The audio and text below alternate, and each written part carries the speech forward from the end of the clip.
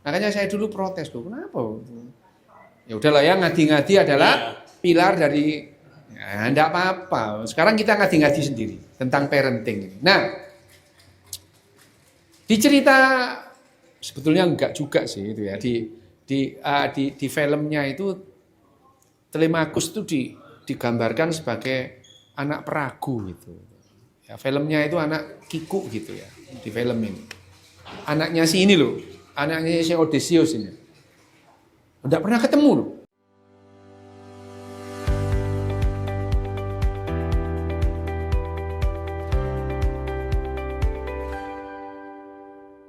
Sama bapaknya ini. Bapaknya berangkat, sebetulnya perangnya itu deket sama Ithaka itu. Deket, terus situ 10 tahun, selesai perang, munyer-munyer nggak tahu jalan pulang, 10 tahun baru nyampe ke Ithaka. Kalau di filmnya kan cuma nyebrang sebentar itu. Lah iya. Nyebrang pakai kapal sebentar, awal sampai. Sampai, lo kebaliknya tuh kok lama. 10 tahun muter-muter, sampai akhirnya anaknya sudah lulus S2. Ya, Telemakos itu digambarkan sebagai anak yang tidak pernah kenal akan bapaknya. Tapi pada saat Odysseus itu pulang, lah kan ya ceritanya kan tidak jelas Odysseus itu hidup apa mati itu. Jadi Penelope itu dilamar banyak orang, gitu. Dilamar banyak orang. Ya enggak tahu dilamar doa apa janjian juga enggak tahu ya itu. Kemungkinan lebih banyak janjian. Nah, akhirnya pada saat sudah sudah sampai, bukannya Odysseus itu terus kemudian bilang sama anaknya, gimana kabarmu, lama kita nggak berjumpa, malah dia itu meragukan. Ini anakku atau ini bukan? Anakku atau bukan atau dia harus menguji lah gitu kemampuan si Telemakos itu. Nah, jadi sebetulnya dalam hal ini Odysseus tidak pernah mengasuh Telemakos, tidak pernah dia. Ya, tidak pernah. Nah, apalagi di usia emas ya, Prof. Kan sekarang ada parenting tuh usia emas 0 sampai 6 gitu ya. Ya enggak gitu juga gitu. Ini kita juga ngadi-ngadi gini loh. Ngadi-ngadi usia emas loh. Usia emas, lah semua usia ya usia emas ya. Mulai lahir sampai mati itu berharga. Iya. Ya, tidak ada satu periode tertentu ada yang namanya usia emas itu. Tidak ada. Nah, ya kita emang suka ngadi-ngadi gitu sih gitu ya. Tapi kalau dikatakan usia emas itu adalah, misalnya ya kita ngomong, ya ini moderator ini keren lah mengarahkan kita ke usia emas ini. Nanti biar ada usia perak, Prof. Ya, usia emas. Usia emas itu yang dikatakan bagaimana pada saat itu parenting pada anak-anak itu penting.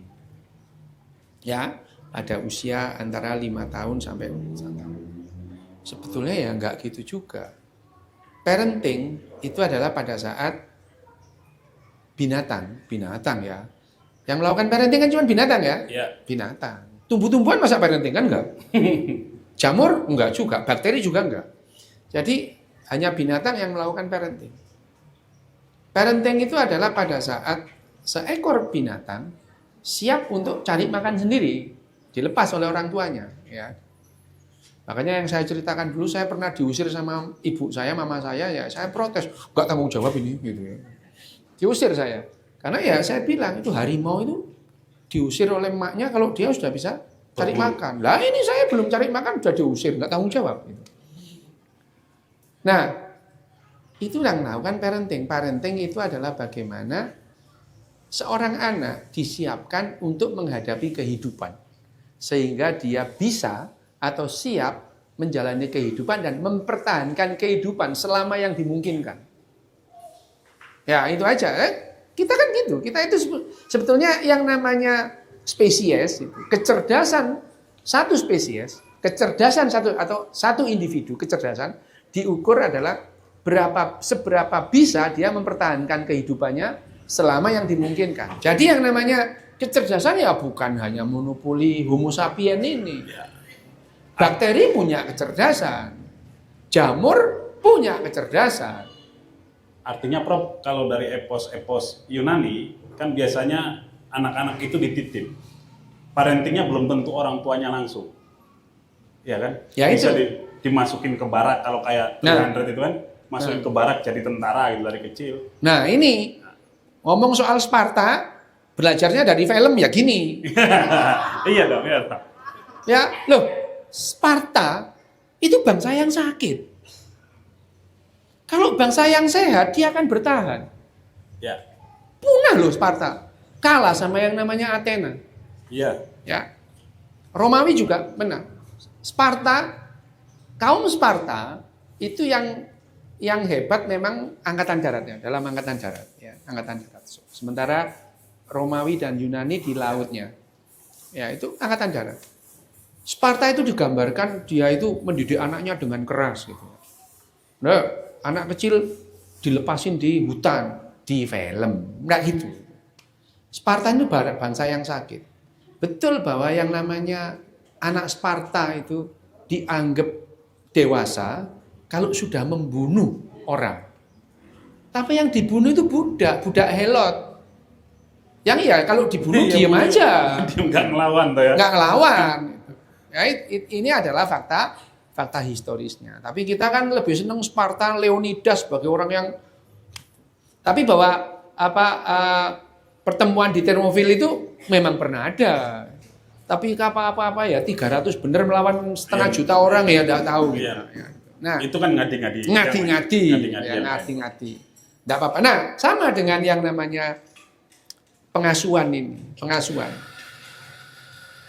Jangankan kita ya, yang siapa sih kita kan sering kan, alah saya ini apa, saya ini cuma remahan rempeyek ya di Black Kongguan gitu. Udah rempeyek di Black Kongguan. Di Black Kongguan. Pernah tahu orang yang namanya Plato? Oh itu filsuf terbesar lah. Setiap orang yang di sini itu pemikirannya dipengaruhi oleh pemikiran Plato. Ya, enggak ada yang tidak. Dia itu filsuf terbesar. Tapi filsuf ini juga ngadi-ngadi juga tentang parenting. Ya, kita ngomong tentang parenting. Plato dalam bukunya Republik itu. Nah, Plato itu mengusulkan kepada raja bahwa anak yang lahir itu harus dipisahkan dengan ibunya. Dipisahkan dengan ibunya. Lalu terus dipelihara oleh negara. Alasannya apa? Karena dia dipelihara negara, dia akan menganggap negara ini ibunya. Loh, gitu. Loh ini Plato loh ngomong. Kalau nggak percaya itu baca itu film bukunya Republik itu. Wah gendeng lah pokoknya dia. Itu mengadi-ngadi yang Ngadi-ngadinya luar biasa. Iya, Sampai rajanya itu akhirnya marah. Jadi ini ngadi-ngadi banget orang ini. Ditulis di situ dan kemudian terus sejak kecil dia itu dijuruskan. Dia ini pinter olahraga atau pinter matematika. Gitu. Kalau pinter olahraga, nanti dia itu jadi tentara. Kalau pinter matematika, dia jadi filsuf. Yang enggak pinter matematika, enggak pinter olahraga, jadi petani. kirain jadi budak tadi. Gitu loh, ya. Wis pokoknya ngadi-ngadi lah itu. Nah, ada yang orang yang pinter olahraga dan pinter matematika, dia jadi super filsuf. Gitu. Mungkin dia berkaca dari dirinya sendiri. Plato itu pegulat. Dia itu pegulat gagal. Awalnya dia jadi pegulat, juara ISMA. ISMA itu ya mungkin ya Porda, kecamatan gitu. Juara dia. ISMA. Tapi dia tidak pernah ikut olimpiade. Nah, gagal. Ya, artinya gagal kalau nggak ikut olimpiade. Kalau olimpiade. Karena puncaknya itu. Plato itu bukan nama aslinya, itu nama panggungnya dia karena dadanya bidang Plato, datar, makanya namanya Plato. Nah, gagal jadi pegulat, dia mencoba mengikuti filsuf jalanan yang namanya Sokrates. Nah, itu. Jadinya akhir jadi filsuf beneran. Jadi ya dari filsuf jalanan jadi pegulat gagal. Makanya dia mengatakan bahwa yang namanya pinter olahraga dan pinter matematika itu terus kemudian jadi filsuf, ya super filsuf ya gara-gara berkaca sama dirinya. Nah, anak-anak yang dipisahkan tadi dipisahkan. Jadi yang namanya filsuf itu karena dia pinter olahraga dan pinter matematika, dia harus berbagi, semua berbagi. Dia hidup di ruangan yang sama, makan di meja yang sama, semua bareng. Ya. Dan di antara filsuf-filsuf itu nanti ada satu rajanya filsuf. Ini adalah pengasuhan gaya Plato. Pengasuhan gaya Plato. Nah, kita mengasuh anak kita dari zaman ke zaman, tidak belajar dari kalau anak dibeginikan itu jadi seperti apa. Tapi kita terobsesi dengan idealisme kita sendiri. Contoh. Siapa yang masih sering dengar luka batin? Siapa? Ayo.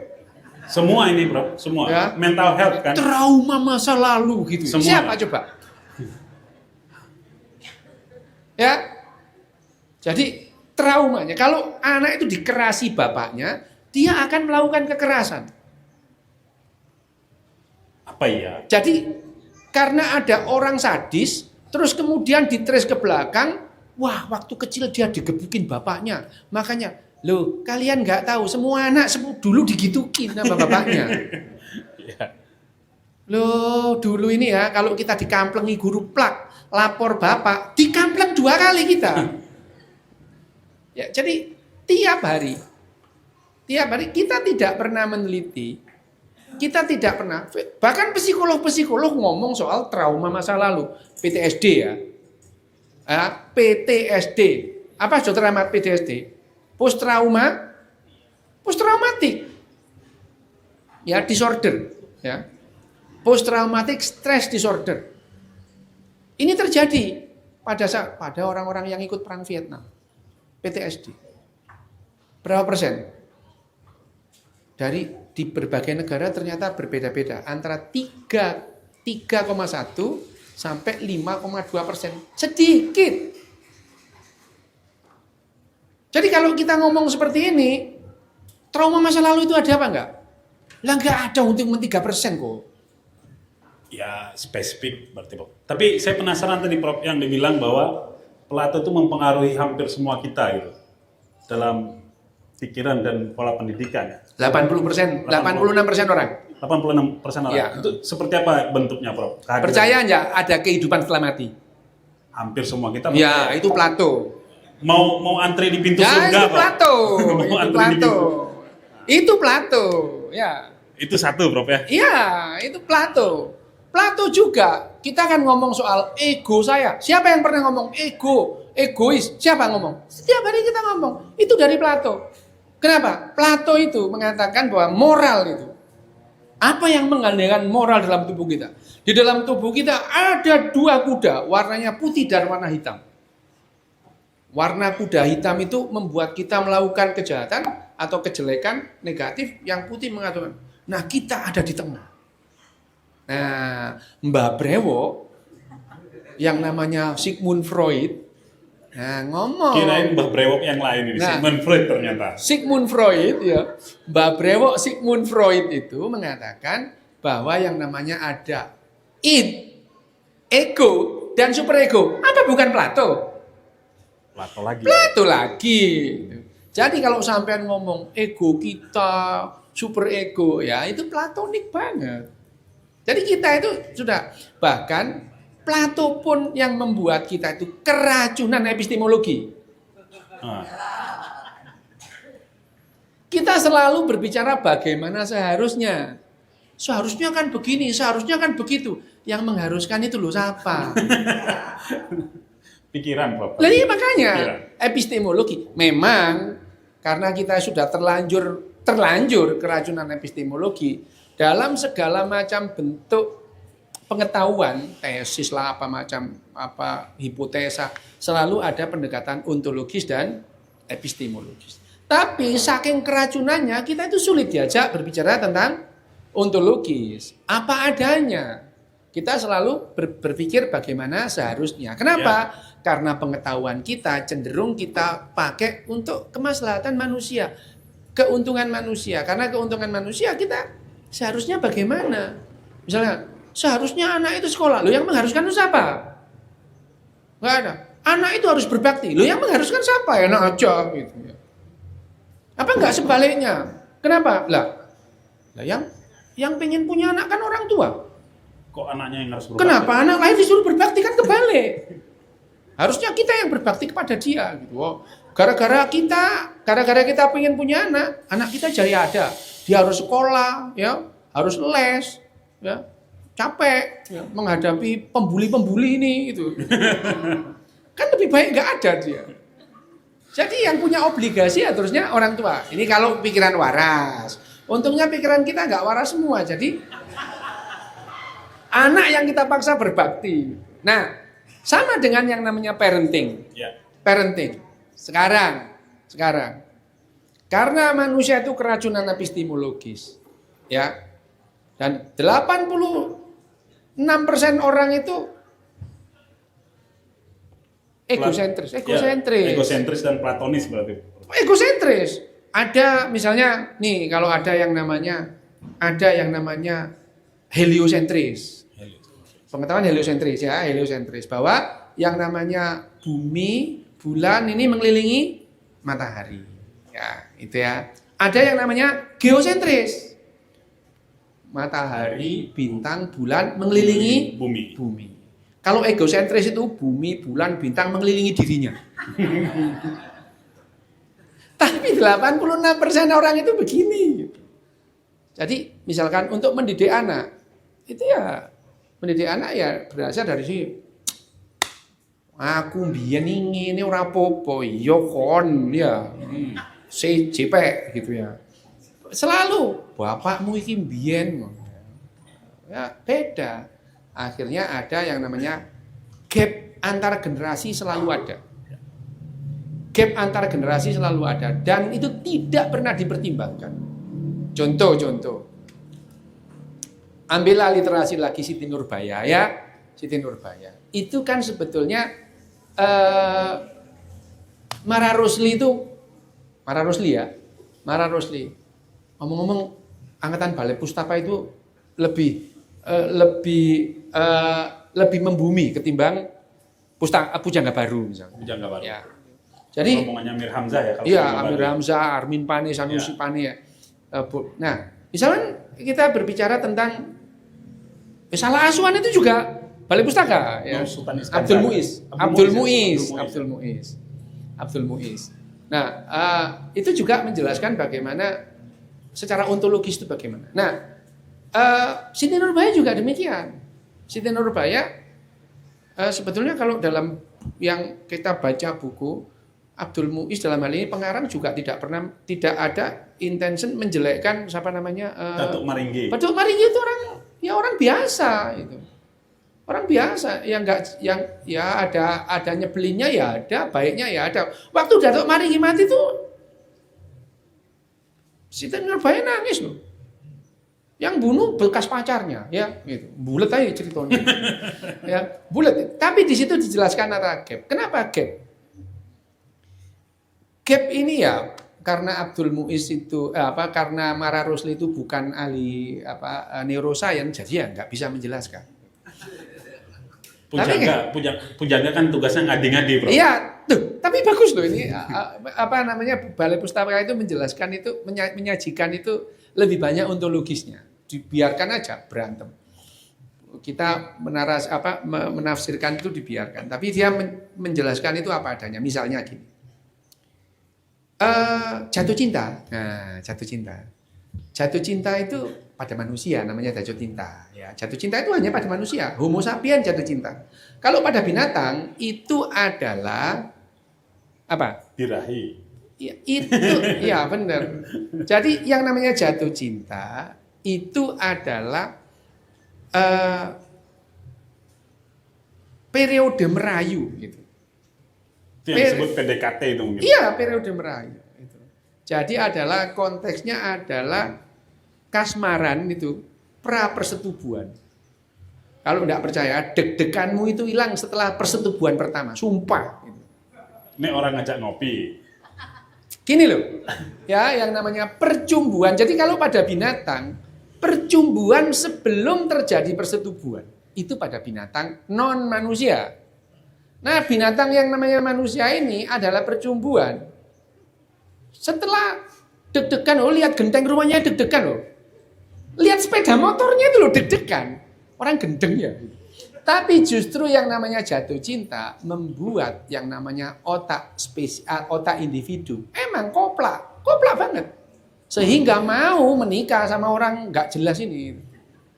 Mau. Kalau kita rasional ya nggak mau. Nah, setiap remaja begitu jatuh cinta, rasionalitasnya rusak. Bahkan lebih percaya sama laki-laki kutu kupret yang baru dikenal 2 minggu ketimbang orang tuanya yang ngasuh 16 tahun. Kenapa? Ya emang goblok. Ini yang dibutuhkan untuk kehidupan supaya kita punya keturunan. Kekoplakan ini. Kekoplakan ini. Was, udah dikasih tahu lah sama emaknya. Emaknya itu kan dulu juga mengalami seperti itu. Setelah ketabrak baru insaf dia. Setelah ketabrak, wes ya itu cicilan banyak ketabrak baru insaf dia. Insaf itu mencoba mengarahkan anaknya, itu loh sama yang itu. Anaknya kayak dia dulu nggak mau. Jadi selalu ada gap itu. Nah, gap sekarang setelah kalau dulu manusia itu hidup antara 2 generasi. Sekarang bisa 4 generasi itu hidup bareng. Ya. 4 generasi. Sekarang itu generasi alfa hidup sama saya yang namanya generasi baby boomer gini nih. Ini 5 generasi kita hidup bareng. Jadi gapnya makin jauh. Nah, kita berbicara tentang parenting. Parenting itu selalu dinisbatkan. Wow, apa dinisbatkan? Ya apa?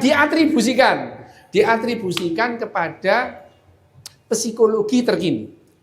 Ya, psikologi terkini. Misalnya ya, kalau kita berbicara mengenai psikologi di zaman Plato itu, ya wajar lah orang jadi platonik, ya itu. Jadi seperti pengasuhan anak harus didampingi orang tuanya. Tidak terhitung loh orang yang genah tanpa didampingi orang tuanya itu tidak terhitung bersama banyaknya. Itu Plato mungkin salah satunya nggak didampingi orang tua. Kan belajarnya sama Socrates. Nah, makanya ya. Plato, ya. Mungkin Plato karena itu juga dia terus kemudian di Taman Negara aja, mengarang. Nah, kita berbicara tentang pengasuhan. Pengasuhan itu adalah mempersiapkan individu, ya, individu pada binatang supaya dia bisa mempertahankan kehidupan selama yang dimungkinkan. Tetapi manusia ini pada akhirnya tidak hanya keluarga, ya. Akhirnya dia membuat kelompok, ya, kelompok. Pada saat manusia itu bisa mengembangkan bahasanya, manusia itu bisa bekerja sama dalam jumlah yang besar. Manusia itu seperti binatang-binatang besar yang lain.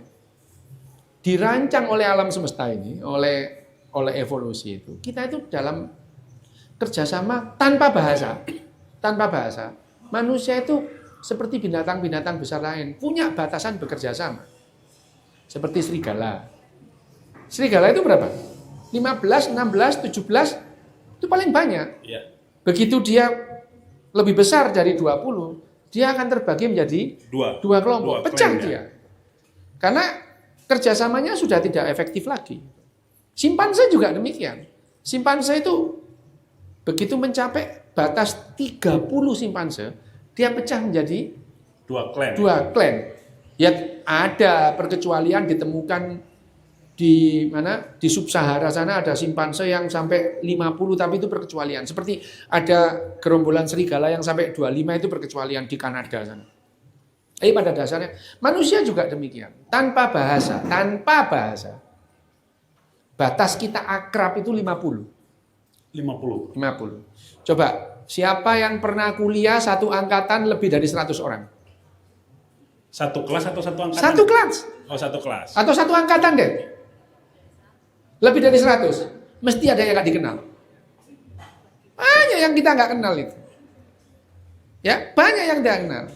Tapi begitu kita pakai jas alma mater, lah ini teman ini. Kenal semua jadi. Kenal semua jadinya. Mereka nggak kenal itu. Ngumpul di Monas pakai ubet-ubetku putih. Nah, ini teman. 12 Dan juta. nggak saling kenal.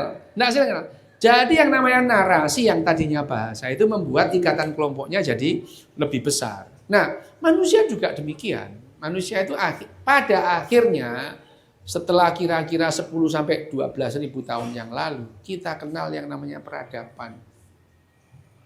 Peradaban itu memberikan konsekuensi.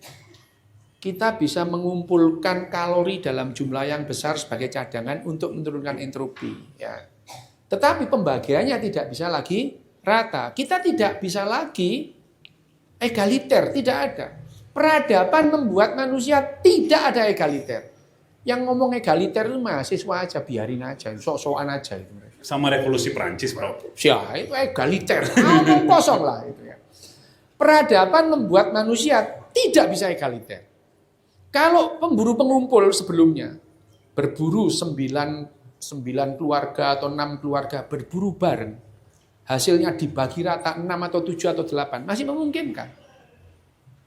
Tapi begitu masuk pertanian, Ya. yang bekerja itu petani, terus kemudian nelayan, terus kemudian peternak. Begitu panen, kepala suku yang paling banyak dapatnya. Ya, jadi muncul elit pemalas ini. Ya, no. Karena pertanian juga kita kenal perang. Kenal perang, sebelumnya nggak ada. Kalau ada kelompok pemburu pengumpul yang didesak oleh kelompok yang lain yang lebih besar, minggir aja dia, cari tempat lain nggak apa-apa. Tapi kalau pertanian, kalau kita meninggalkan pertanian kita, lah makan apa kita? Ya, makan apa? Ya akhirnya kita harus mempertahankan pertanian kita. Nah akhirnya selain petani ada profesi baru yang menjaga. Ya. Nah, muncullah tentara, ya, menjaga pertanian. Nah nanti kalau pertaniannya dapat panen, dia itu lebih banyak dapatnya dari petani.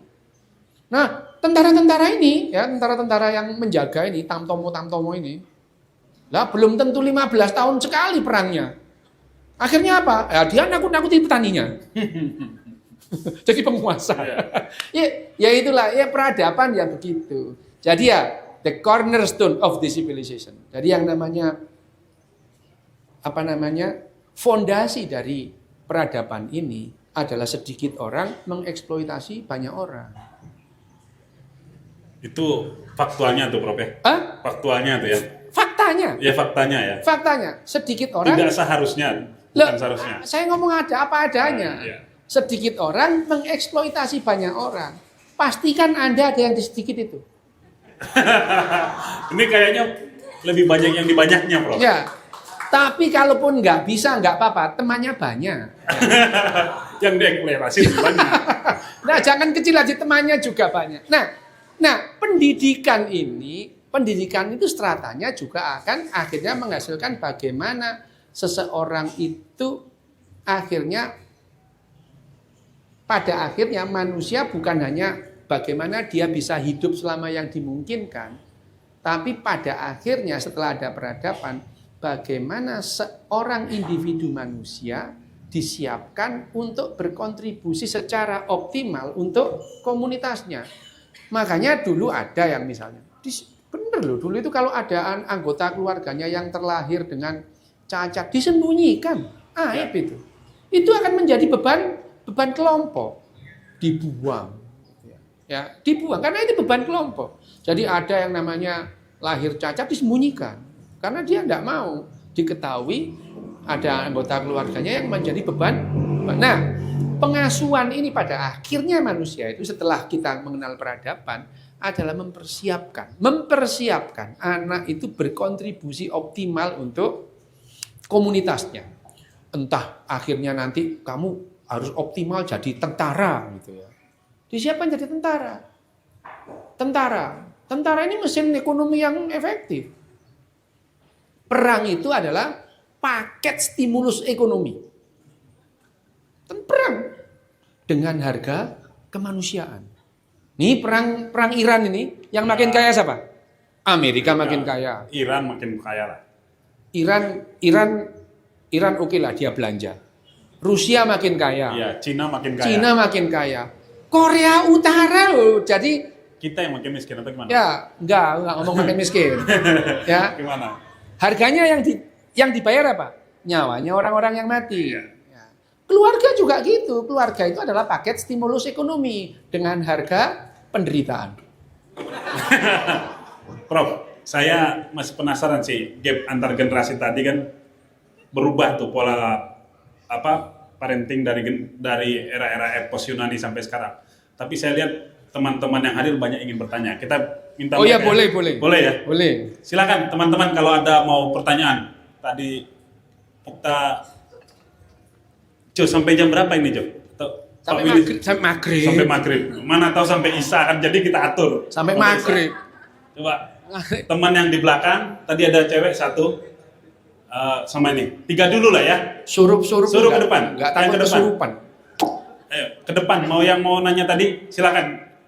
3 Masnya dulu. Yang lain belum nyampe. Terima kasih. Perkenalkan Prof, nama saya Happy. Bahagia. Pertanyaan saya gini Prof, kan seiring bertanya zaman, terus adanya gap antar generasi tadi, itu karena saya juga belajar parenting karena anak-anak masih usia SD gitu.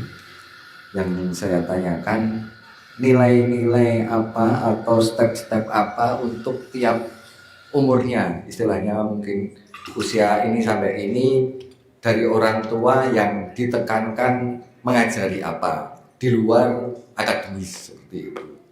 Nah, karena istilahnya contohnya kalau di negara barat itu kan anak 12 tahun udah diajari filsafat, sedangkan di Indonesia wong do sinau filsafat umur 40 45 kayak gitu. Seperti itu. Terima kasih, itu saja Prof. Langsung dijawab aja supaya enggak miss. Enggak lupa Prof ya. Ya. Silakan Prof. Sebetulnya anak-anak Jawa juga diajari filsafat sama orang tua.